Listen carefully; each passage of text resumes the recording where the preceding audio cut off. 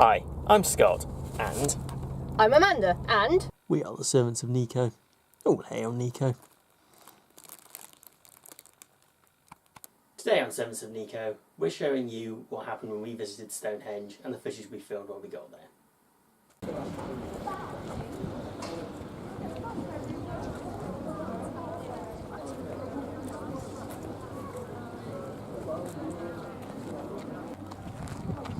And here's some little huts they've done.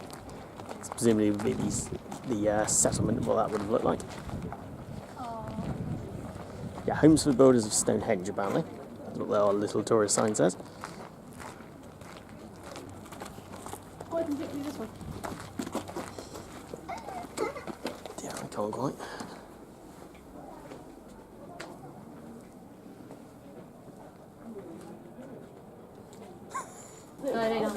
Right, there you go. This is Amanda being a little bit older than she is, but what was it, 9,000 years old? Yep. Oh no, it was when they built it, so 4,600 years old. You're not quite that old, are you? I don't know, I feel it. Oh, well, you don't look it. Aww. So, what was wrong with this hut again? It smells funny. Apparently it smells While funny. we're here, once you got to that stage, an example of the arrows they used Yeah. are there I see, too, which would have been for the sacrificial man. Aye, the one sacrifice we have evidence for. Yes. Do you know how they actually found him? No. Okay. Oh well. Okay. So moving the 40-ton stone would have been quite an achievement. So here they've demonstrated rollers. Now investigating it, what it actually is glacial paths. So the glaciers went through, melted, and created natural divots. So does this mean you're arguing with the people here? I am currently arguing with the people here. Yes. Yeah, the people here at Stonehenge, because obviously this will go in after we've. Yeah. I am currently arguing with them. Yes, they did have to pull them, but there's no evidence that they used rollers. They were strong people. It's not like me and little wussy person. I mean, it's fair to say that they don't know for certain how they moved them. They don't know, but they believe that they transported them down to the River Avon as well and pulled them up from there. Now, the problem with that is the direct route is hilly, and there's big dips and rises. So they don't think they could have used that direct route, and that's why they used the natural divots in the land. Fair enough. Right, so this is Scott attempting to pull the giant rock. Right, let's see. Yeah, it's not going anywhere. There's a little touch button, that's what he's currently doing. Yeah. No, you're a little weakling. Sorry. I can't move 80 tons on my own. So, as we were saying in our little lead up to getting here, there are plenty of burial sites dotted around. Now, don't get me wrong, they don't look like Stonehenge. They haven't got the rings, but they are big circles in the ground. Now, they think when they were first built, they were quite impressive, because when you wear down sandstone, you get a brilliant white come through eventually. It would have taken them about 10 years to be able to get down to this level where it was white. The same thing with actual Stonehenge. It would have just been brilliant, bright white. Whereas now, where the stone's weathered and worn and things, it just looks like stone. Another thing I forgot to say earlier, which is really bad of me, with the blue stone, it's not actually from around this area, like the sandstone is. They had to bring it over from Wales. So they have evidence of people from Wales dragging the stones from there to here, because when in the burial sites they had people who had different bone build up compared to the people that live here, and their teeth are worn differently and things, and that's a scientific way that they can tell where people were from and where they still are. Really, it depends on the compounds in the water and the food and things.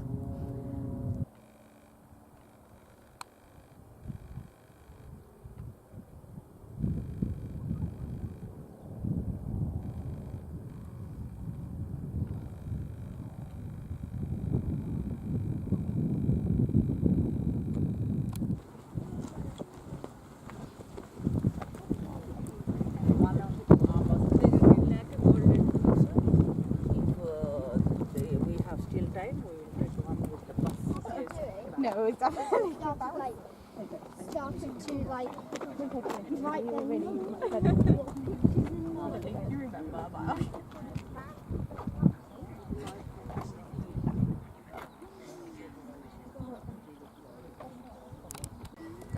You can kind of see actually how if you chipped away at it, it would become white again. Yeah.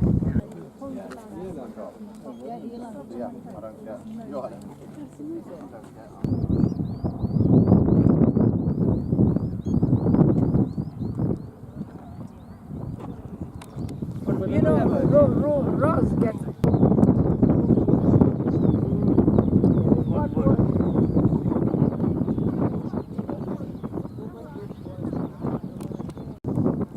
So Scott asked me an interesting question of how did they get the stones on the top. That I don't know, but looking into it, historians reckon that what they did to erect the larger stones was they would have the stone on the ground like that, and then get a bit of wood and force it up.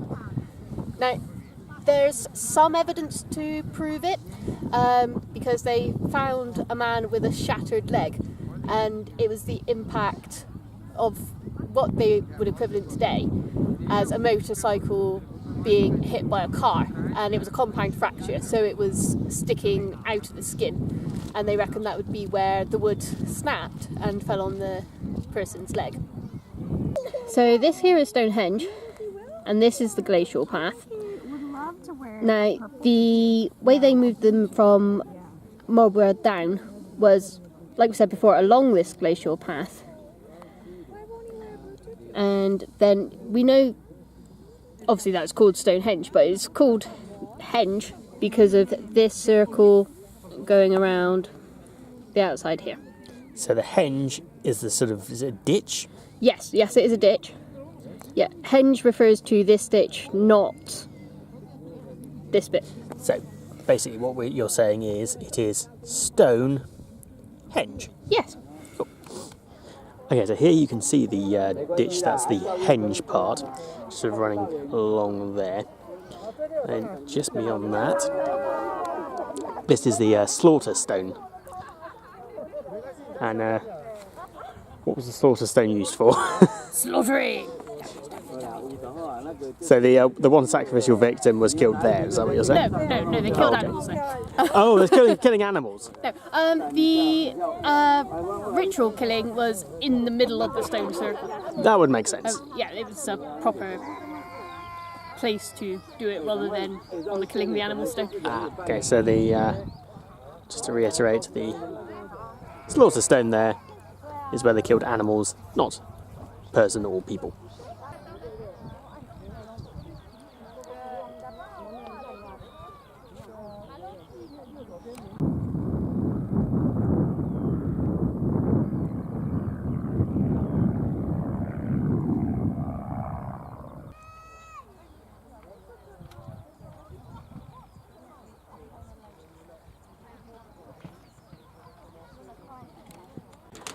Here we have the station stone. We're not too sure whether this one had a specific purpose, but it's a stone that's outside the circle because there's the station stone, and if we pan across, there's the main Stonehenge.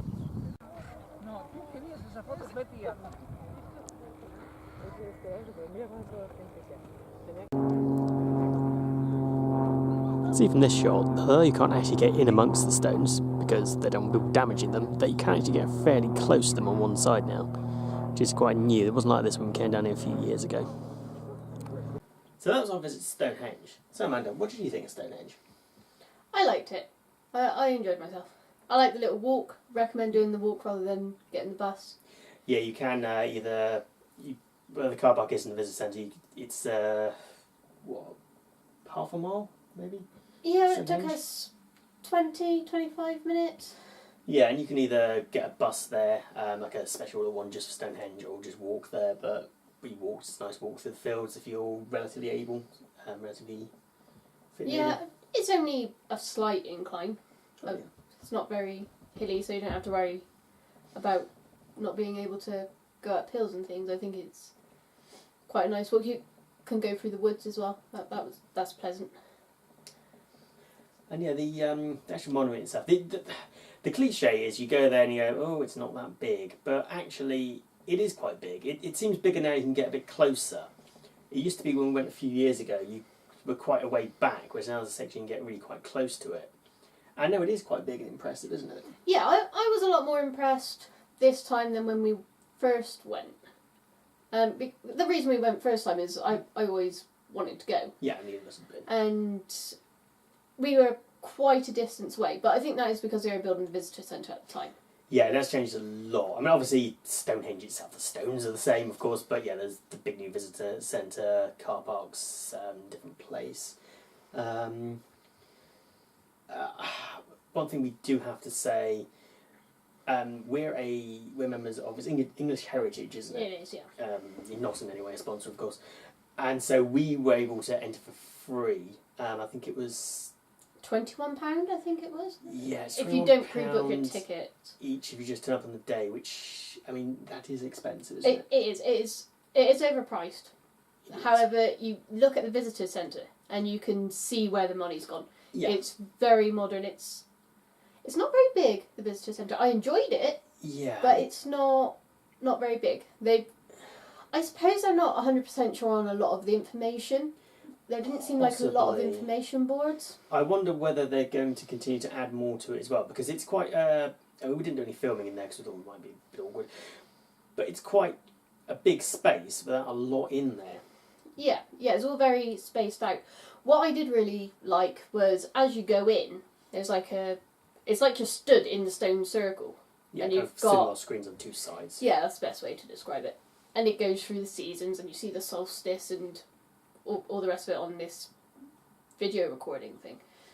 And I thought that was quite good. I quite like that. It wasn't very long. It was only a couple of minutes, which is enough, and it's not too much either. They've done well with the timing with that, I think. Yeah, and it kind of gave you the view from what it's like if you could stand in the middle of the stones, because obviously you can't do that anymore. If you haven't visited it, you might not entirely clear. That's why there's no shots of us from the centre, because you're not allowed to. It used to be a long time ago. A long time ago, yeah. You're talking about 40 years ago. Oh, right. Possibly more than that, to be honest. I thought it wasn't quite that long ago, but it doesn't really matter.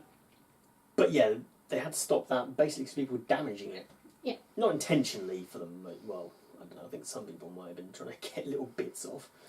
Yeah, I mean, well, if you could get a little bit of stone off a Stonehenge, why wouldn't you? I mean, I wouldn't go and vandalise it myself, but if there was a bit of Stonehenge on the floor, I would pick it up. Like when we went to, Mount Etna? Yes, sorry, it completely slipped my mind. Yeah. I mean, you're allowed to take a rock from the volcano, they don't care. So We hope, if not, whoops. Yep, it wasn't us. But, yeah, I was quite impressed with my little rock. I was quite happy with that. But so yeah, don't steal things from monuments. Any monuments you can actually get access to, don't chip a little bit off. They do it to the Great Wall of China. I think it's quite famous for that. People nicking little bits off, and don't do it. You can't at Stonehenge, but yeah, don't do it in general.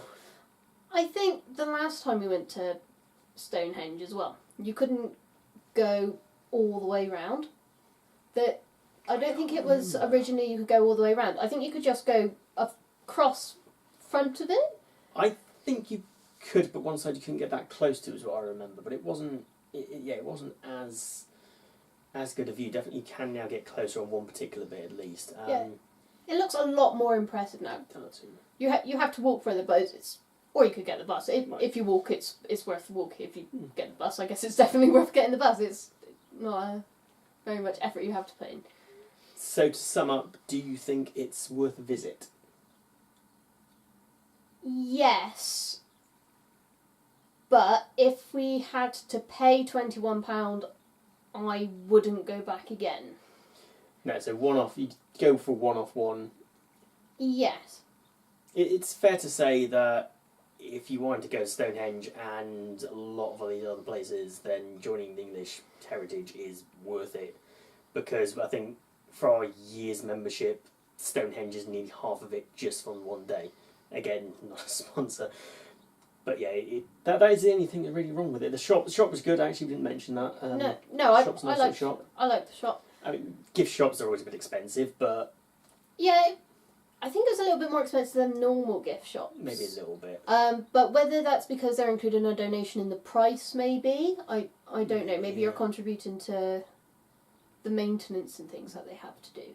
Saying that, it was very clean there. I didn't see any rubbish. I don't think. Yeah, it's very well stuffed. A lot of people there. Yeah, you've got a lot of like security and things. You get checked everywhere you go. Like we weren't allowed to go to the Stones without our ticket. We weren't allowed to go in the visitor centre without our ticket. Whereas the bit in between, the kind of walk, you did get views without. I mean, you can get views from the road as well if you really want to. So yeah, I suppose to sum up, yes, it's worth a visit. If you're paying full price, you probably do it once and that would be it. And you might think, well, it's a little bit expensive, but it's worth it. It is unique. I mean, I know there are others vaguely similar, but there's nothing quite like that, is it? To be fair. No, like we didn't go recently, but we have been to Avebury before. It's a lot more impressive than Avebury, which is just little stones in a circle. It's yeah, we may which you don't pay for. You don't pay to go to Avebury, to be fair. Yeah, we may make a video of going to Avebury. We did consider doing it the same day as Stonehenge, but we ran out of time. Yeah. I mean, we were there a couple of hours, weren't we? Yeah, but that's because we walked as well. So it took us a time to, like, I think it was 20 minutes to walk there and 20 minutes to walk back again. I think that's what they predicted. I didn't actually pay any attention. But we, spending a couple of hours there. We had a spot of lunch as well. Yeah, I mean, we could have spent longer there, I think. I think if we paid the full price, we would have probably gone out of our way to stay a bit longer. Oh, the other thing they've got now is the little huts. But that's true. Again, obviously, you've seen on our video before the little huts and that wasn't there till recently, and a few extra little bits like that. So worth a visit once. It will cost you a bit, but yeah, worth going to see. Yeah, I would say so. So I've been Scott. And I'm Amanda. Thank you for watching, and bye for now. Bye.